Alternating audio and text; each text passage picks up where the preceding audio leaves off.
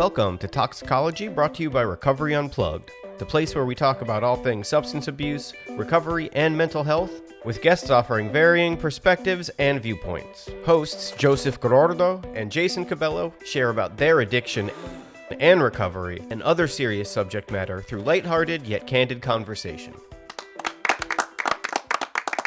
Welcome to another episode of Toxicology, the latest and greatest podcast, as Joseph would say, on all things mental health, recovery, addiction. I always say skateboarding just because I wanted to put it out there into the universe, and I think I manifested it because today's show, we are going to have on Fred Gall, who is absolute skateboard legend. I have been such a fan for years and years. I remember seeing a ad with him. God, it was probably a Tracker Trucks ad back in like 91 or something. And he was super young. And I just remember seeing him and the tricks he was doing, and always been a fan of his skating. So he's on the podcast today, and we got to talk about some very serious things. I got to really fanboy out, talk about skateboarding, people that we knew, where we grew up, how we're still doing it in our 40s. And it is, this is obviously is not a skateboarding podcast, but I am what I would call a lifer. I've been skating since probably 1988. And when I got clean in 2017, which I talk a little bit about on the podcast today, it is one of the things that kept me focused. It gave me something to think about besides going out and getting high. And that's the only thing I was doing for good 15, 20 years. So I just thought it was a natural fit today to have this guest on. But, before we get to him, obviously it's me by myself again today. Joseph is on vacation. We had touched a few episodes back that he had to cancel a cruise, and he got to go on it. So Joseph is spending time with his family, and I miss him very much, but he will be back soon, so don't worry. And we will be bringing you the greatest jibber jabber on the airwaves, on the web, wherever you get your podcast. So Joseph, have fun on your vacation, man. I got this one. So I'm just going to bring right to it because this one was exciting for me to have somebody who I've been a fan of for many years. So I'm going to stop fanboying out here and just introduce Mr. Fred Gall. Welcome to the show, man. Glad to have you here. Thanks for having me. Yeah, so Fred Gall has been on my radar for decades. Skateboarding legend, son of New Jersey. Just like most people on the show, went down a path at one point. Luckily, he found his way out, and he's living a much better life now. So, Fred, you are born and raised New Jersey. I've seen some of the interviews that you have. You live in the house that you grew up in, correct? Yes, that's correct. And where in New Jersey is that? It's Seawarren, New Jersey, like the last exit before Staten Island. Okay. All right. Like 1 mile radius town. It's tiny. It's a tiny little town. So when you grew up skating there, it was a pretty small group of people skating? Yeah, we had a group of 5 dudes that would skate and meet up and stuff. And were you like going down to the city and all that? And I mean, I started early, but I started going to the city at probably 11. That was the first time I ever took the train to the city with my boys. Gotcha. So let's talk about how you got into skateboarding. So yeah, if you don't know, Fred Gall is a professional skateboarder. When did you first turn pro? When I was 15. So that was like 94, 95, something like that? Yeah, 94. And I'm 44 right now. Yeah. So your first pro board was on Alien Workshop, right? Yep. Yeah. That was that was a great era of skating. So you got into skating when you were young.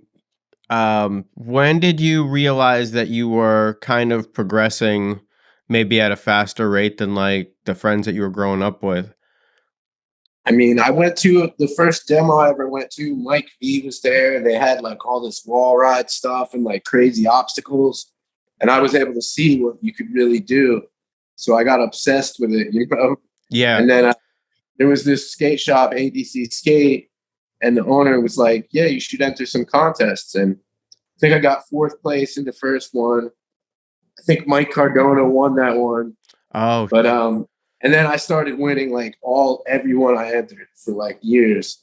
and how long have you been skating at this point? I would say 12 to now, whatever the math is on that, to 45. Yeah, but I'm saying how long were you Uh, skating before you started like winning contests or entering? I've been skating for like probably 2 years. That's a pretty quick, especially I for mean, those days. That was a pretty quick shoot to my the top. dad like my dad always like built me quarter pipes and shit, so I had like a serious practice area in my backyard. I think it was pretty important too, seeing early on what could be done in person on a skateboard, because I had some friends that were pretty good, and we would have the occasional demo that would come to town.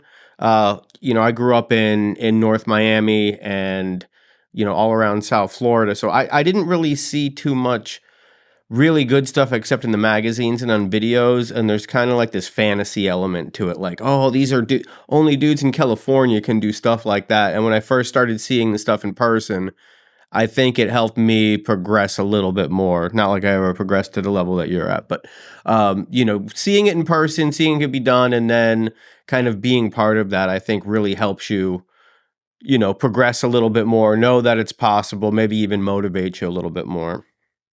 Yeah, for sure.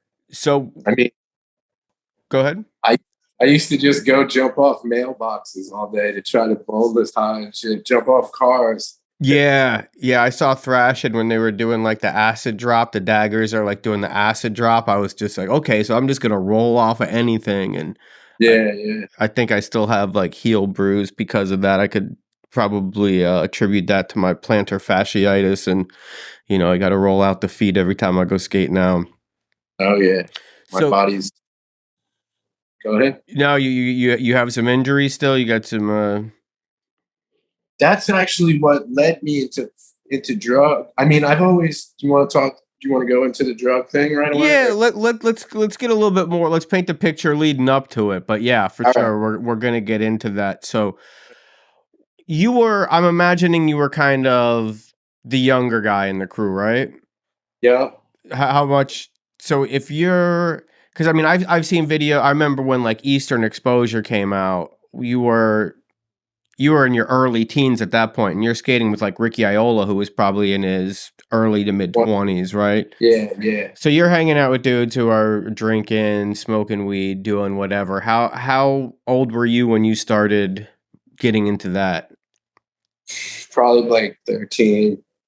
Started smoking weed, drinking, maybe a little cocaine at around 15. And Yeah. then, but like once I hit like 17, 18, that's when like the coke thing went wild. Yeah.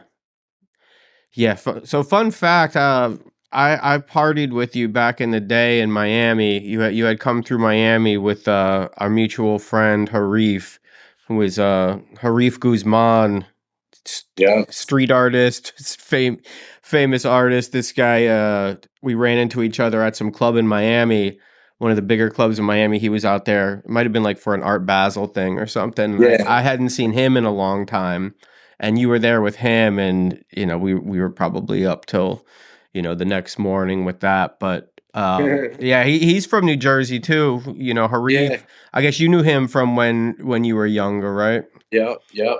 So he moved to South Florida, and him and I were like, and this is I had moved out of Miami by this time, and it was like him and I in this little hick town, not a hick town, but it was Davie, Florida, and him and I would just skate curbs at the Burger King parking lot like all day long. So me and Harry, we roll pretty deep. He's one of those guys, man. Harry, it was like If you call him Harry, then you know him well. yeah, yeah. So He was one of those guys, man. He just always had this air about him. He would walk into a room and like just work the room. He was everybody's best friend. And I remember he moved back to New York, and I was just like at a Barnes and Noble or something, like just randomly pick up some fashion magazine, and there he is skating like the Brooklyn Banks in some like Armani suit for a photo shoot. And I'm just like, Yeah, get the fuck out of here. It's just one of those guys who just kind of strolls through life. See pictures of him with like Paris Hilton and stuff. That was crazy. yeah, dude. He's doing it real big right now. Yeah, do you ever see him at all anymore? I haven't seen him in a few years. I went to a show at one of his gallery, like where he lived at, like a couple years back. But I say what up. We like comment on Instagram and shit. Like we're still in touch. That's cool, man. Yeah, he's a good dude. So Yeah. so yeah, Max, so you start partying.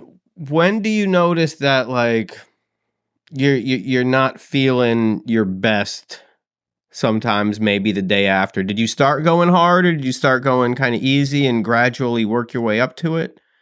I went easy, and then gradually, once I hit 21, it was all over because the booze. You start boozing, and then you want the cocaine, and then that's it, man.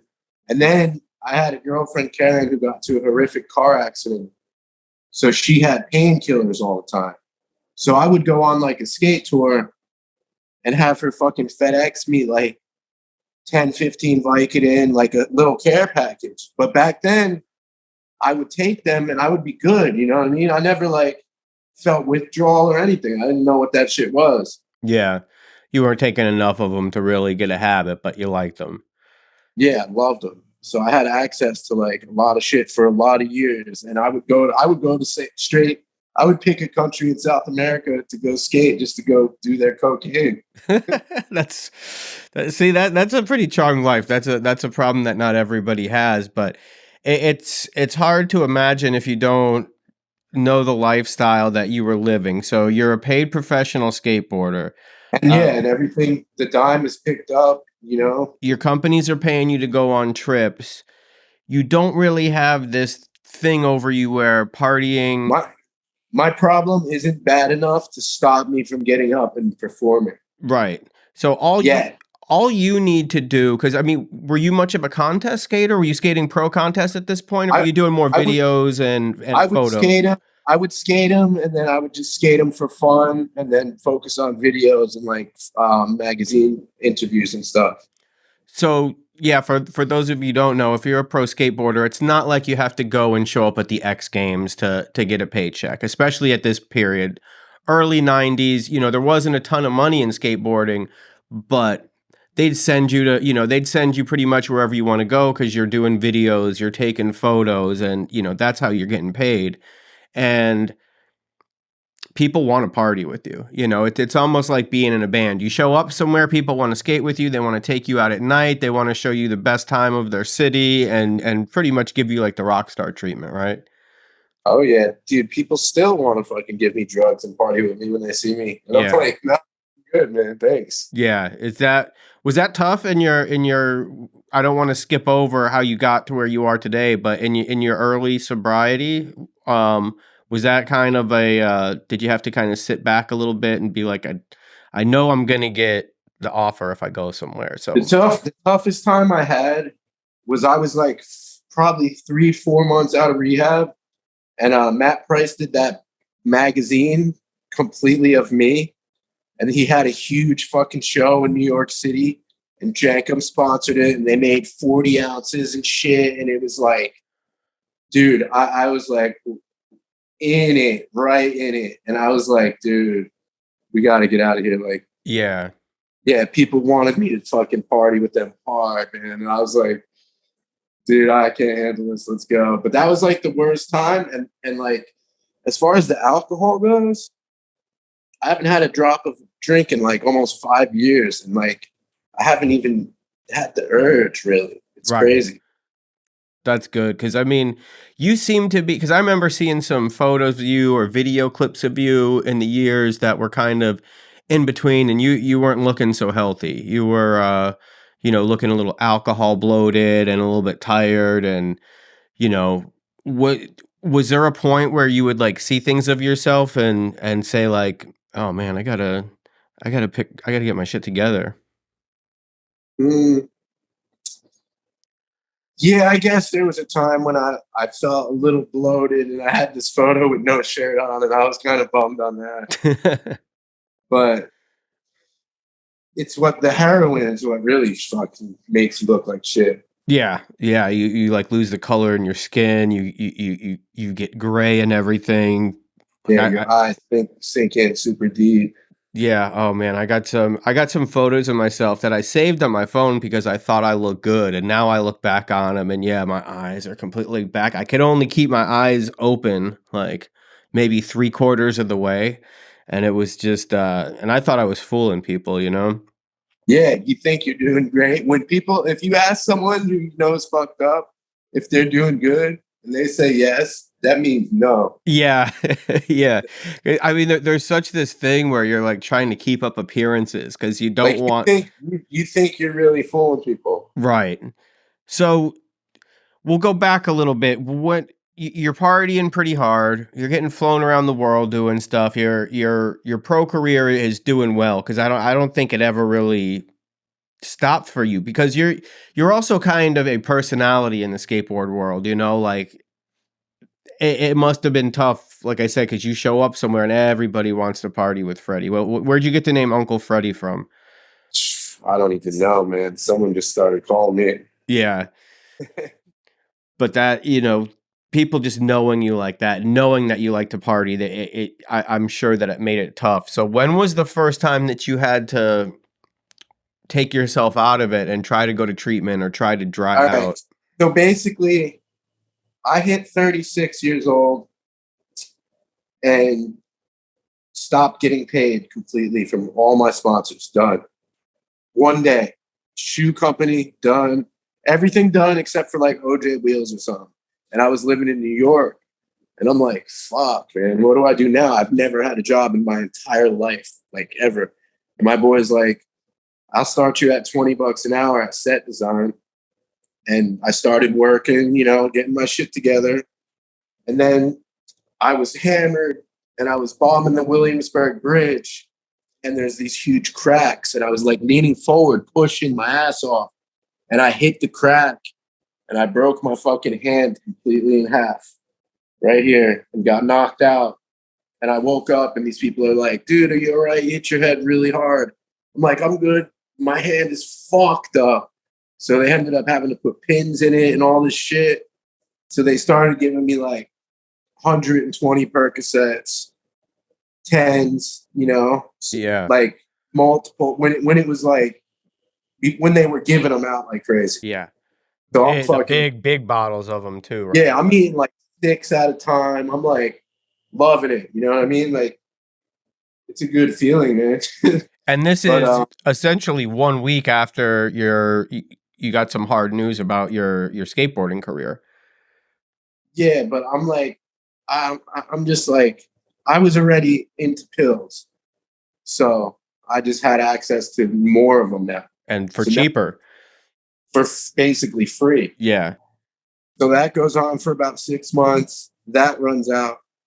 Then I graduate to the blue 30s, and I'm just buying the shit out of them, spending every last dime, like every day, and then I'm like still working, like fucking going to work, like with nothing, dying all day. You know what I mean? Like, and I was like, my wife was like, you got to you got to check yourself in. So I checked myself into Woodall, Brooklyn Hospital for like 11 days, I think it was.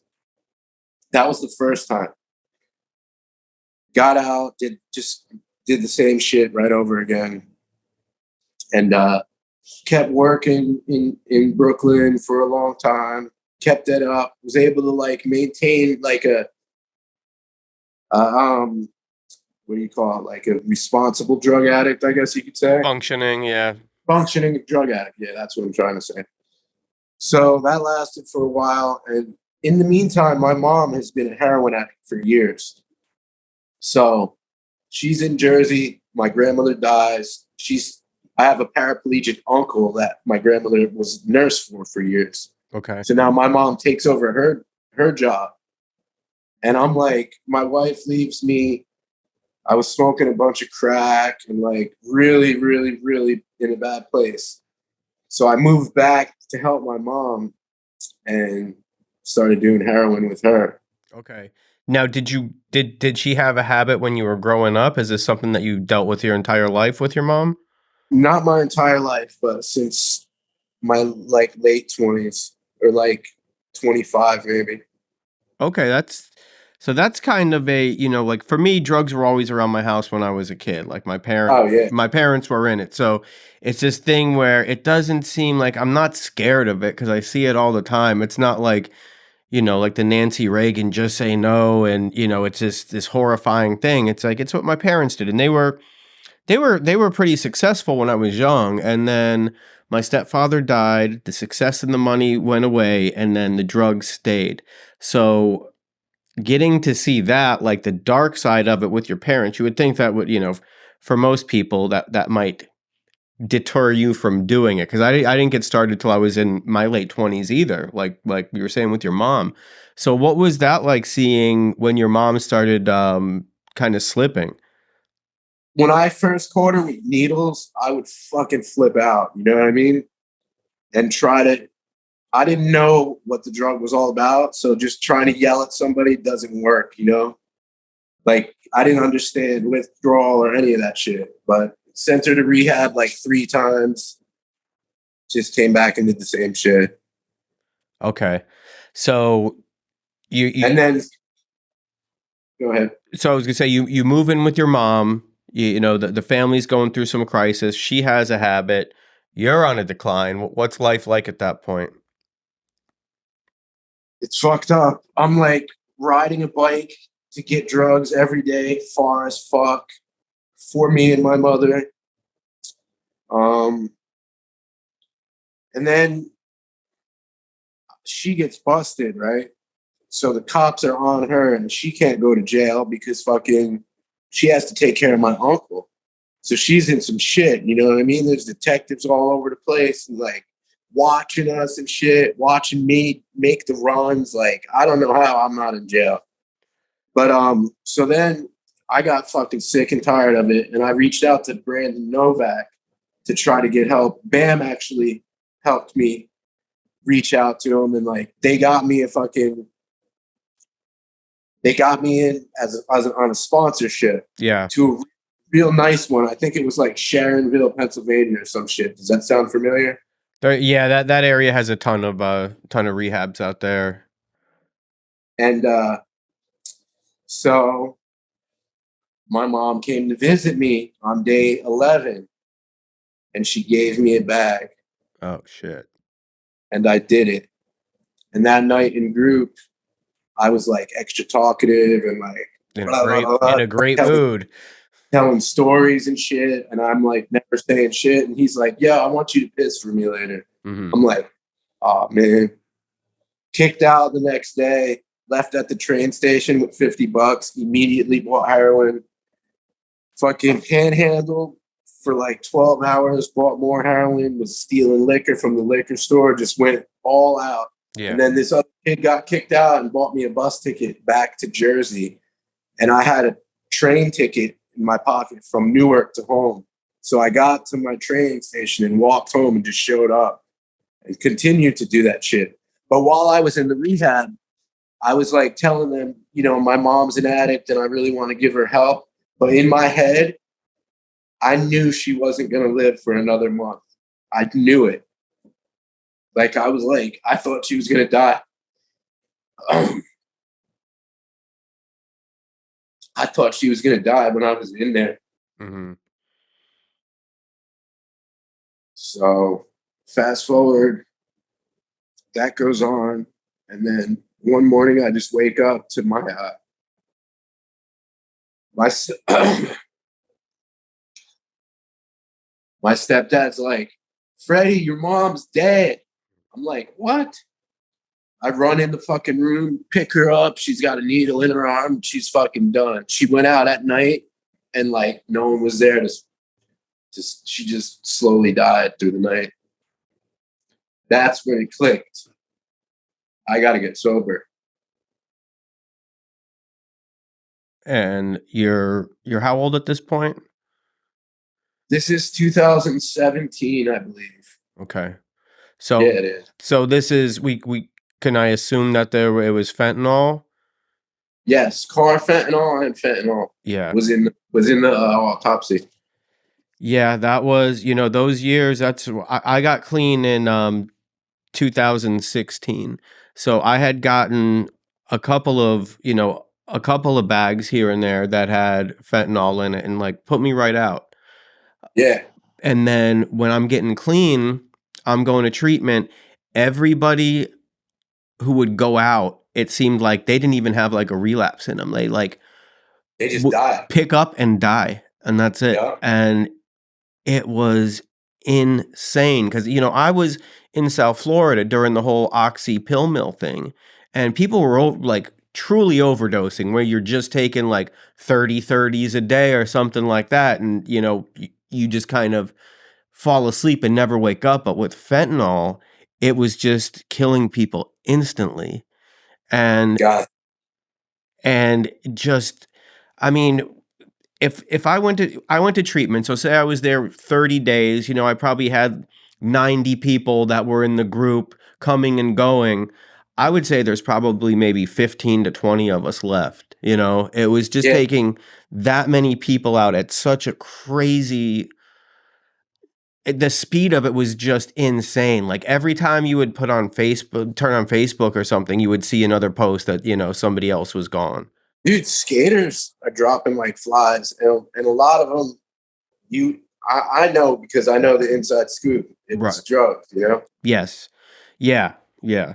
So, man, I can't even imagine what it feels like to see your mom like that. I didn't look at her face. I couldn't. I just put her on the bed and just, what? I have to say what I actually did do though. I fucking took the rest of her heroin, left one bag, and went and did it in the other room. That's fucked up. Yeah. That's but you have a habit at the time too, so it's not like there's these things that you do and things that I did in my addiction where it's just like I know I should feel bad for this, but you're just so caught up in it that it completely consumes you. I was like, fuck it. She would want me to have it. Right. That's where my mind was at. And I wanted to clean it up so the cops didn't like trip too hard. Yeah. So what does the rest of that day look like for you? A lot more heroin. And fuck, man. I set up the funeral, did all that shit. Was throwing up in the bathroom at the funeral, was skinny as fuck. And then I reached out to my boy Lou, and he got me into a state funded rehab. And that was like, I did the detox, which was like 12 days, I believe. And then You had a good habit if you had a 12-day detox because yeah, because I've been in there too when it's like, no, you're staying for a couple weeks. dude, Most people are getting out in like 3 days. yeah. I'm like, yo, what the fuck, man?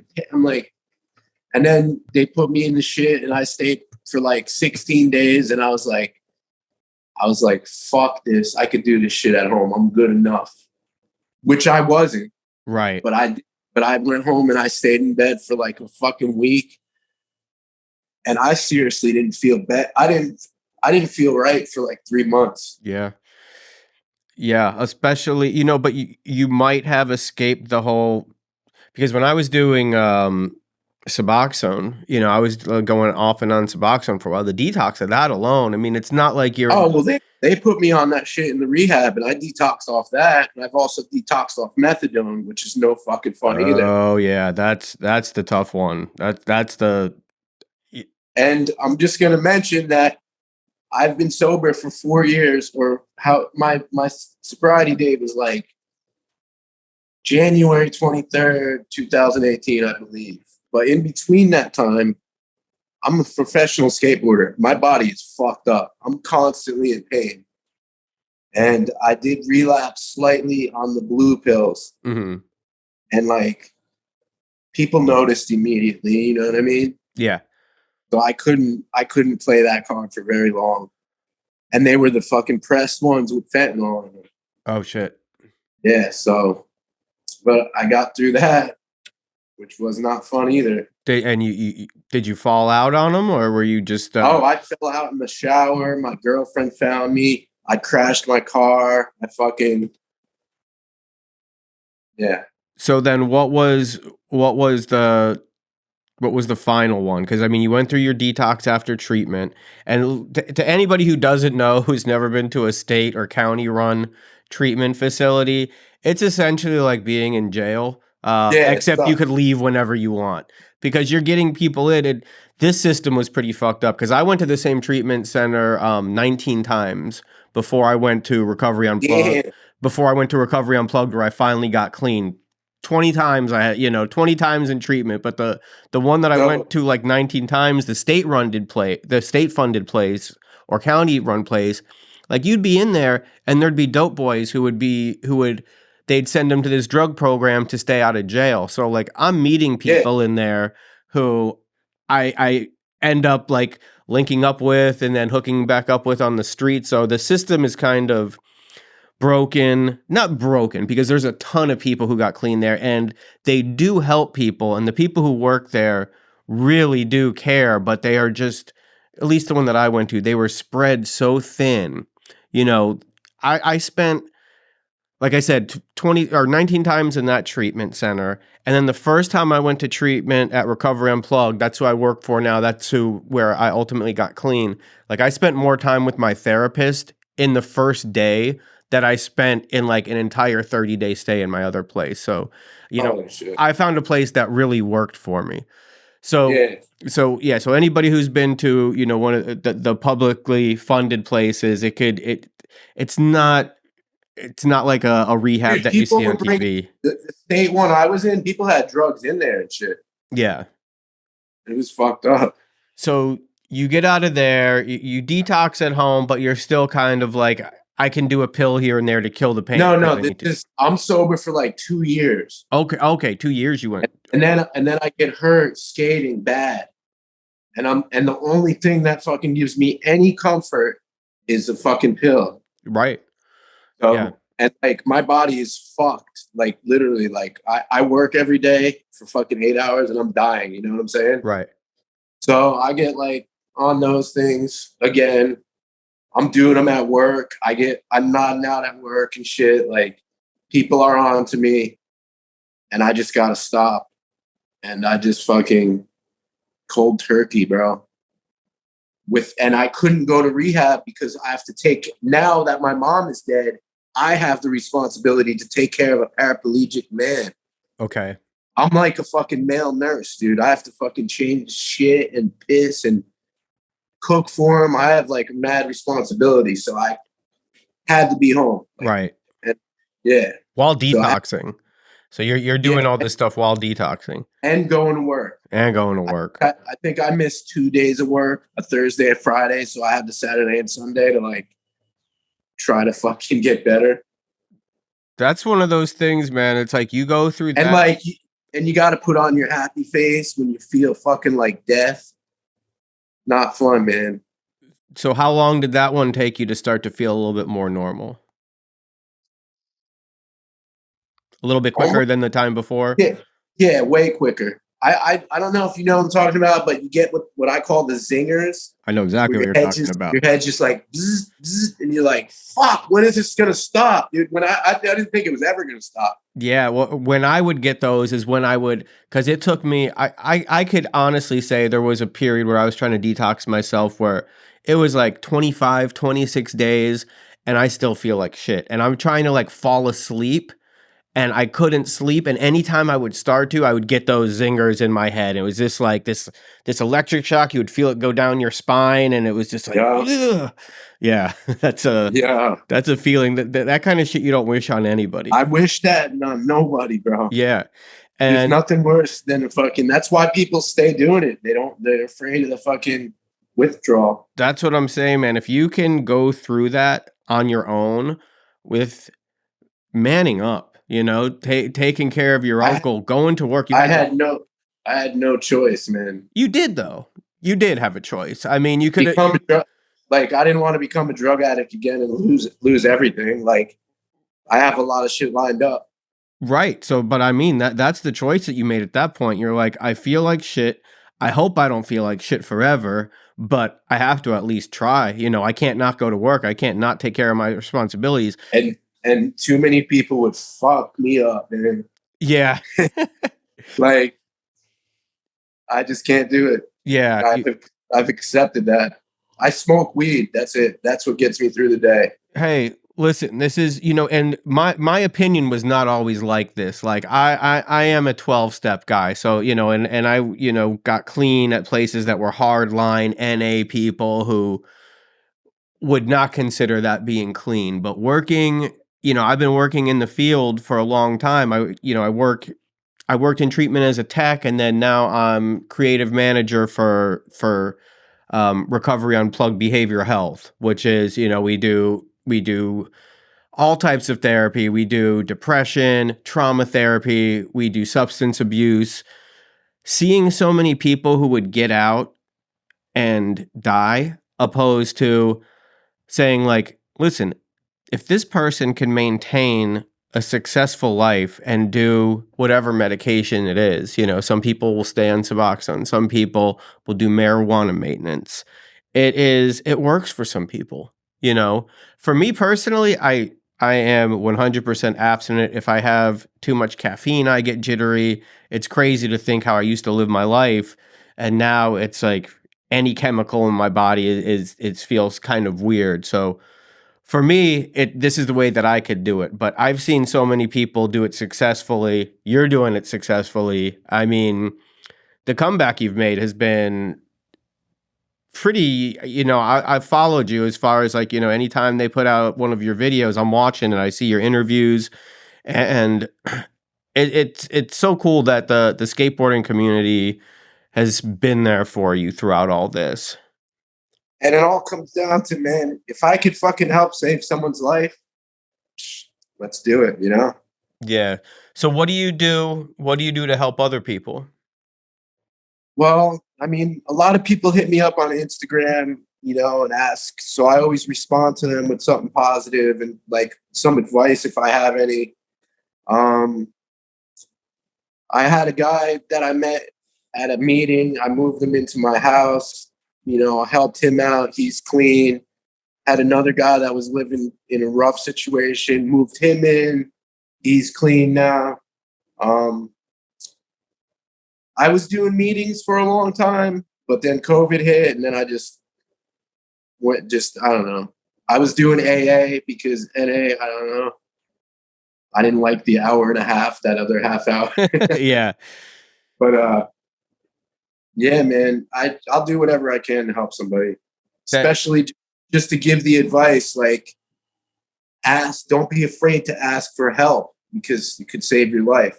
Yeah, that's one of the biggest things that you learn. It's like, and I asked for help a million times, but I never accepted it. You know, I had a ton of Yeah, people that always had my back, but you know, until I was finally ready, like that last time where I was just had enough, and it wasn't like there was some. I always say there wasn't like some God moment, like there wasn't like the shaft of light that came in through the window and was like, you're good now. Everything's going to be okay. It was a lot of months and weeks of, you know, feeling like shit and taking the bus and just like feeling like, man, I don't know if I could do this anymore, but I know I don't want to go back to where I was, but yeah. you know, I just got to continue to move forward. And those days But then, started stacking but then up. one day it starts to feel better. Next day better. Then you fucking feel normal, and you're like, thank God. I remember, so one of my best friends, Mike Demchek, him and I were in treatment together at Recovery Unplugged. And like most of the people who I connect with, like on a lifelong level, like I fucking hated this kid when I first met him. He looked like some Johnny Depp wannabe guy. He saw me. I forgot what skate shirt I was wearing, but he's like, "Oh, you skate?" And we start talking about stuff, and he's telling me, like, "Oh yeah, I'm doing like nollie big spin late flicks," and I'm like, "This motherfucker played Tony Hawk once, remembered what the tricks were."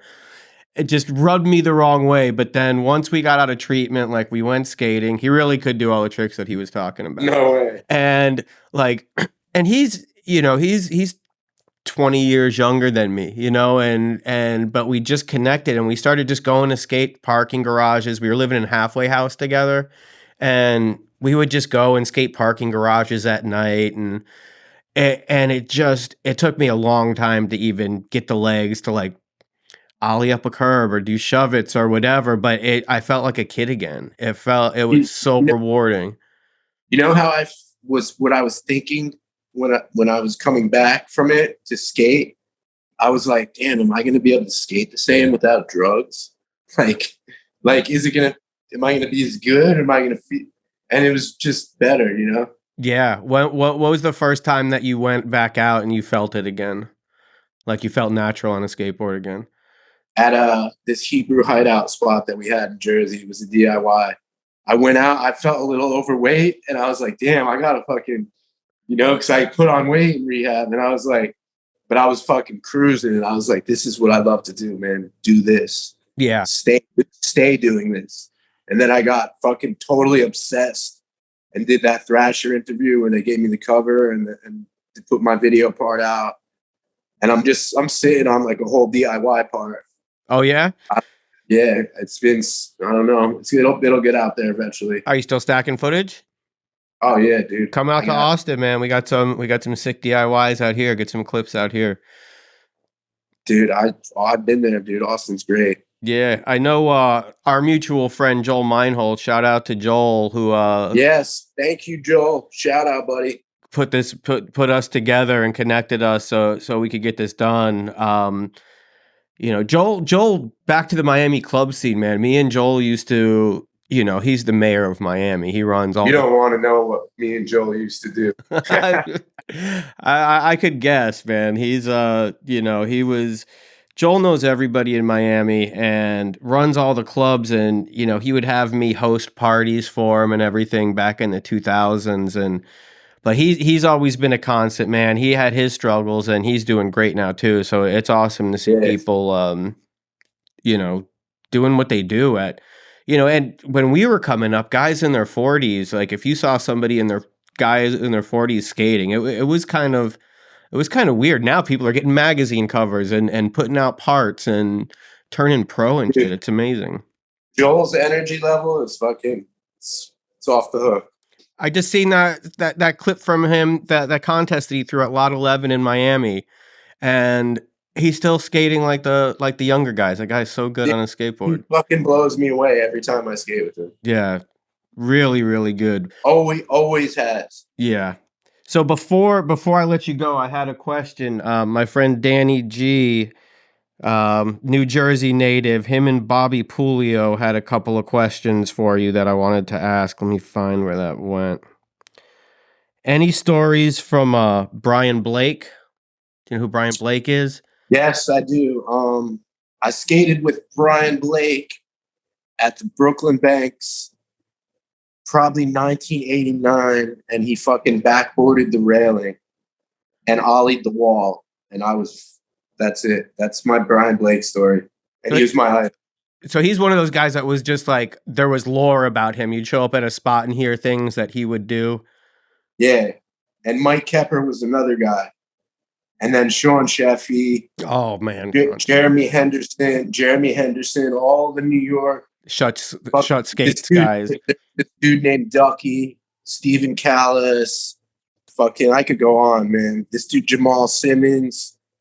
The list goes on forever, man. So many G skaters. It was so cool, and I almost feel for kids who don't get to experience this now because everything is documented. Like you could turn on, you could see an Instagram clip of something that everybody's done. But like when we were younger, you would hear these stories, and these people would seem like mystical figures. You know what? in South Florida, our guy, his name was Dixie, Mike Cox. You were actually Yeah, teammates I with know, him. I know Dixie. Yeah, yeah. He was telling me he picked you up at an airport back in the day when you guys were on New He lived School. with he lived with Pete Malenko. Yep. Yeah, he was the guy in South Florida, like before me and him, because he's one of my closest friends now. I actually got him into treatment a few years ago, and he is doing wave. What does that say? 4 a.m. fender bender, self-inflicted with a stick and poke in the middle of the night on a coke bender in Vegas. Oh my god. But yeah, man, Dixie, like I said, I had gotten him into treatment a couple years ago, and his life has improved, because of it. But you would hear stories about this guy all around South Florida. Like, you would see some crazy handrail and be like, oh yeah, Dixie 50/50, that Dixie ollied that. And you'd be like, I've never even seen this guy in person. And then you see him cruise through and just like the best style and has all of, oh man, that guy's stuff. It was just a thing of legend. Yeah, man, he was fucking great. Sean I'm Chet, glad. what was that? I'm glad he's doing well. Yeah, yeah, he's And Sean Sheffy's killing it too, man. Sheffy is such a fucking legend. Sheffy's like one of my true inspirations. Yeah, I remember just the beginning of the life video, the soldier story video. When you see him, that was my introduction to him. When you would see Yeah, him in the Clint Eastwood music, and then do the back 180 over that huge like parking lot island. yeah, That yeah. was just life changing. What are some of the things that you still look back on? Like, do you have any old videos or anything that you watch regularly, or if you're gonna you want to get stoked to go skate that you'll watch? Not really, man. I No, don't. I just kind of scroll through Thrasher and see what's new. even more And new like, stuff. yeah, I don't know. Maybe I watched my spiritual healing part the other day just because I didn't. I knew I filmed a bunch of gnarly shit, but I didn't remember. Right. So Yeah, that got me stuck. tell me what that felt like. You had a part drop on Thrasher not that long ago, and you were how old were you when that dropped? Like 40, 43 or 40, 43. That's and incredible. that's what got getting sober is what got me obsessed with filming that part. I was on a fucking psychotic mission, dude.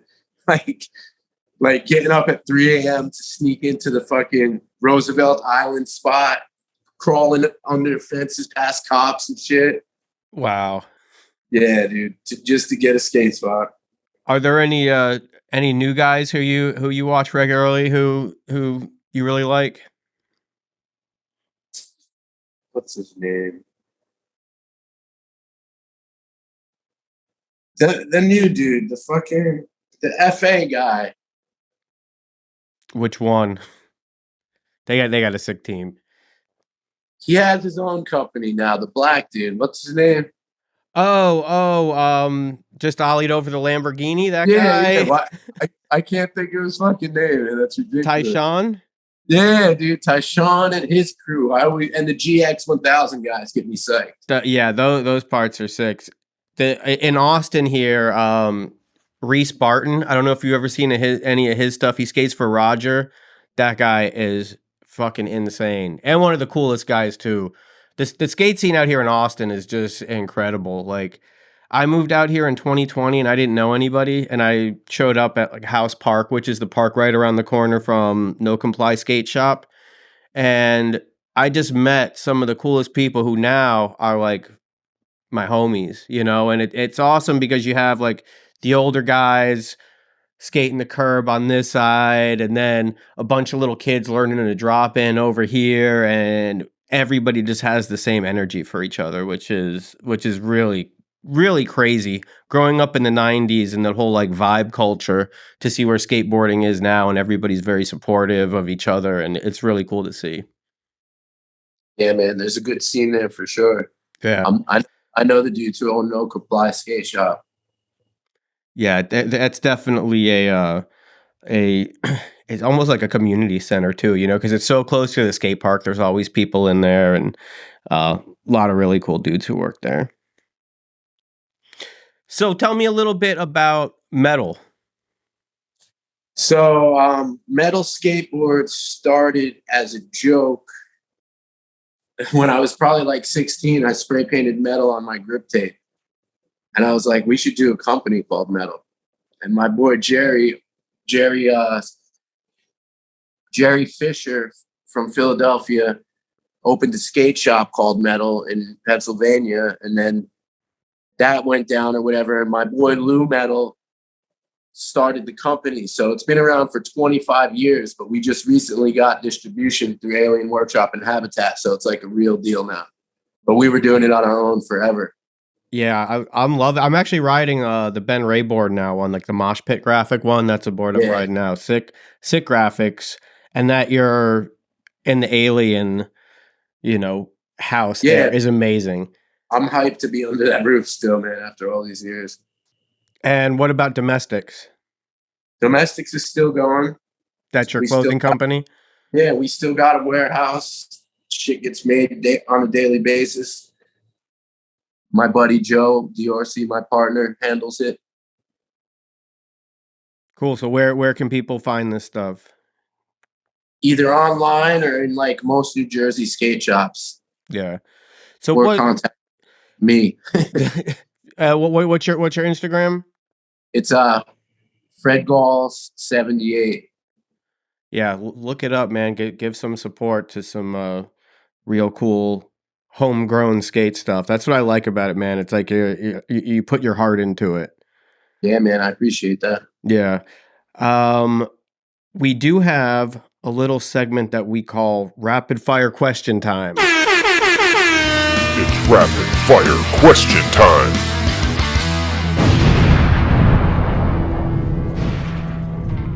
All right, so Ben and Jerry's calls Fred Gall to come up with an ice cream flavor.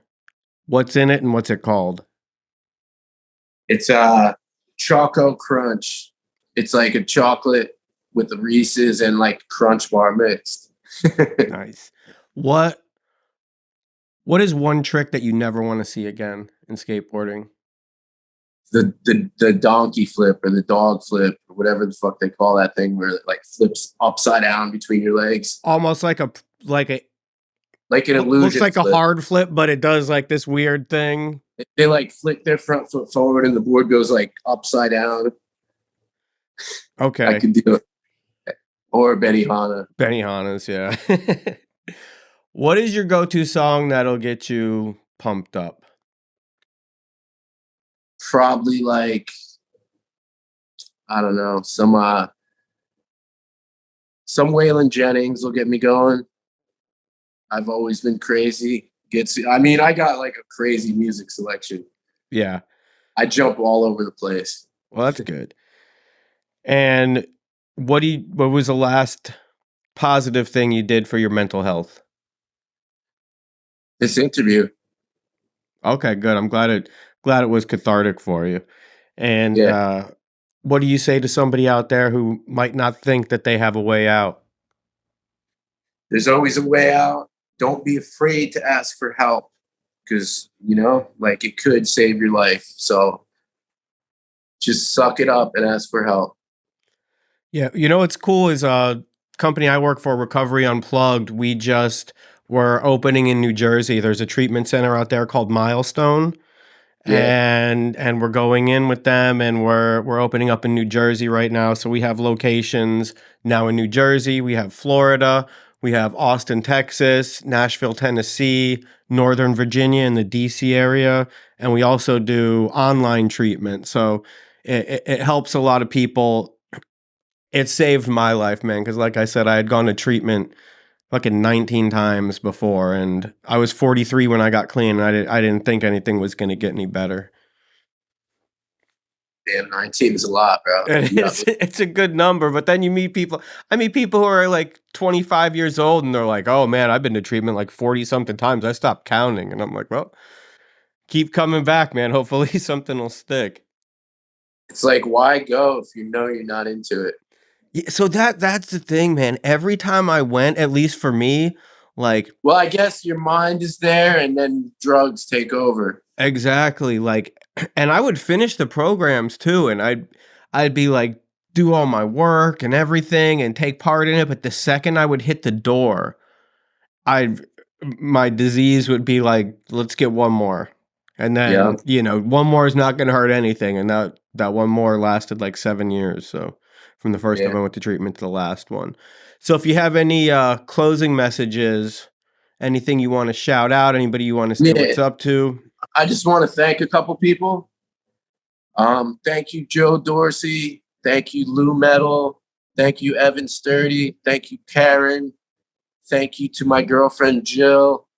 Thank you to Joe Meinholtz and Joe Castrucci and anyone else. You know who you are. Thank you, guys. Thanks anybody who's helped me in the past. Yeah, man. And people love you, Fred. You people always say the best things about you and are so happy that you're doing well and thriving and keeping it going. And the DIY stuff you're doing is amazing. And it's awesome that you're helping other people too. Feels good, man. Well, let's link up in person sometime. Let's go skate. Let's hang out. I know Joel will be coming to town soon. Maybe meet in Miami or something. Yeah, I'll be down there eventually. I was just in Orlando, like for a minute. But yeah. Have you skated Lot 11 yet? No, I've been there, but the dude was acting funny running it, and I was like, "Fuck this, let's go to the streets." Oh, okay. Yeah, he was trying not to let us skate. I'm like, dude, I didn't want to be like, "Do you know who I am, bro?" or anything, but like, I'm like, "Yo, I'm Uncle Freddie. Let's go." Yeah, but streets of Miami are fun too. Yeah, way better. But I will skate it eventually. All right, man. Well, it's been a pleasure having you on here. There's so much stuff I didn't even get to nerd out about that I wanted to. Eastern exposure, the Philly days. Hey, we could do another one if you want, man. Yeah, let's do it again. Maybe come down in person when you come to Austin. We'll have you back. Yeah, I'll come down for sure. Sounds good. All right, man. It's been a pleasure. And here we like to say on Talksicology that there's 1,000 ways in, there's 1,000 ways out, and we hope you find yours.